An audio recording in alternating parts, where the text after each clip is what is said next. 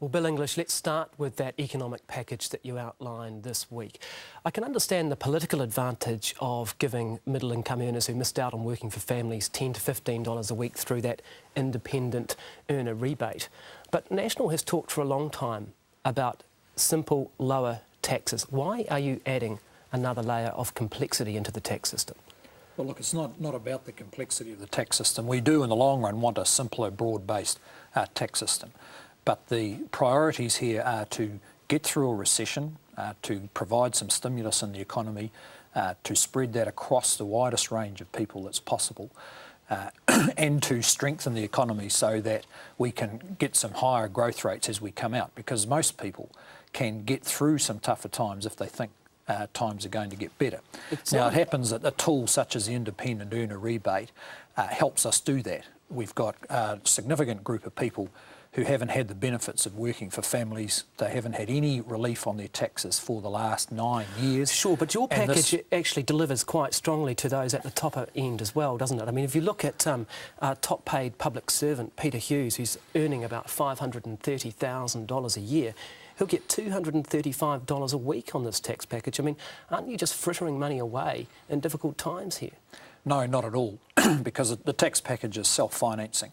We have made some small reductions in the top tax rate, and that's a move in the direction of the kind of tax reduction that does help with growth. And we think... How will that help with growth? Well, we believe that the tax package spreads the benefits across the widest range of people. How will cutting that top rate and giving someone on $530,000 a year, a couple of $100 a week, how will that help growth? Well, in the first place, you can't cut taxes without it flowing through to people on higher incomes. You just can't do it. It's physically impossible. Secondly, all the literature tells us, all the analysis tells us that reducing the higher tax rate is the most growth-enhancing tax cut you can make. And John Key's made it clear that in different circumstances we would have gone further with that, because we believe it is time that New Zealand is going to need a spirit of enterprise. We're going to need to be a country that rewards success, and we don't apologise for that. OK, let's look at how you funded that, largely through cuts to KiwiSaver. I mean, we've got one of the poorest saving records in the OECD. Why would you want to discourage saving at this time? Well, it's not discouraging saving. But you're taking $3 billion out of KiwiSaver over the next 3 years. Yeah, look, this is a matter of balance. If you think about New Zealand's retirement income system compared to Australia's, we have universal national super at 66% of the average wage under national and 65% if Labour's re-elected. They're going to cut super, and it's pre-funded. KiwiSaver, on top of that, as we've proposed, it will be a 6% scheme. The Australians have a 9% scheme, but they have income-tested and asset-tested public pensions. So we believe the right balance in New Zealand is KiwiSaver at 2% plus 2. We believe that will be enduring and fair and affordable. And by far the strongest feedback we've had from our package is people saying to us in the street, now I can afford to stay in KiwiSaver, because I can't afford to, when I've got high debt, I can't afford to keep putting in 4%. And people coming up to us saying, well, now I've got my tax cut, I might be able to afford to get into a KiwiSaver. Bear in mind, a quarter of the working age population are in KiwiSaver, 3/4 of them aren't in KiwiSaver. And it's simply unfair to have very generous subsidies for those who can afford to get in, particularly in a recession, and 3/4 of the working age population who aren't in, mostly because they can't afford it. So what we're doing is providing some stimulation for the economy across the board, treating all taxpayers fairly, and creating a 6% KiwiSaver scheme. If you put in 2% from your savings, you'll get 2% from the government and 2% from the employer. It is a fair and enduring scheme, and it still leaves the government putting in about $1 billion a year in savings incentives. Let's look at another way that you're funding those tax cuts. That's through axing the research and development tax credits. I mean, our private sector investment in research and development is about 1/3 of the average in the Western world. Why on earth would you want to discourage research and investment? Well, again, it's not discouraging it. It's a matter of balance and priorities. We've made it clear that our top priority is personal tax cuts. We've made that clear for quite some time. But do you honestly believe that those cuts to the personal tax rates stimulate and grow and give us economic growth more than investing in the innovation and technology of our companies? Yes, we do. The problem with the tax credits for research and development is even the accountants who are organising it will tell you that the vast bulk of activity going on is the reclassification of existing expenditure to get that tax credit.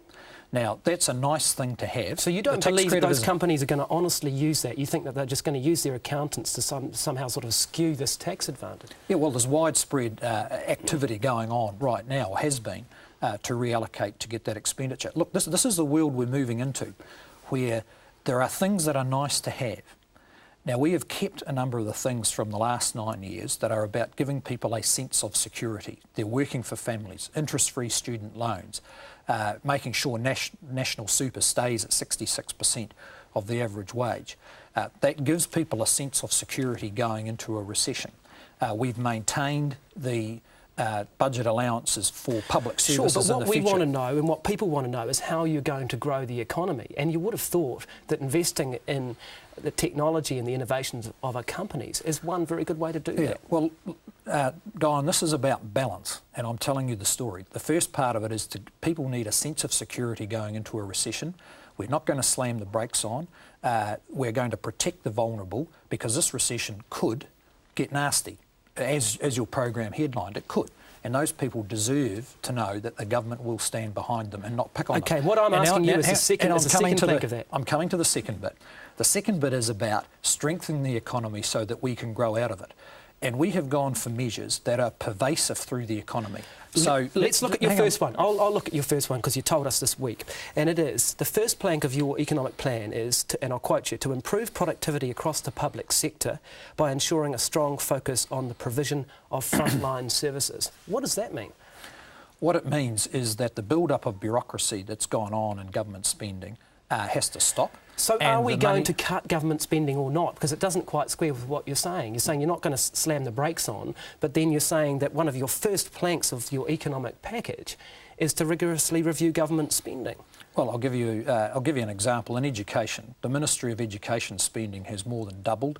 The spending on schools has gone nowhere near doubling in the last 9 years. So we're saying, we've said it quite straightforwardly to the bureaucracy in Wellington, that we want to redirect the money from spending on the bureaucracy to the front line. That makes sense to people. That is prudent. It means that we can focus on the effectiveness of government services.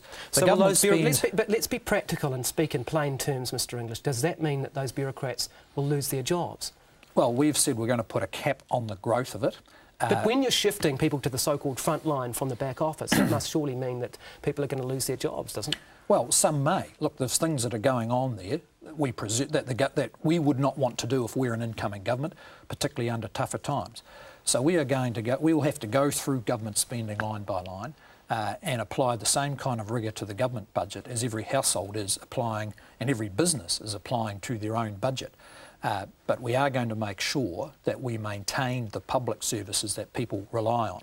So when we talk about strengthening the economy, part of it is about government lifting its productivity. The current government is absolutely unsuited to doing that.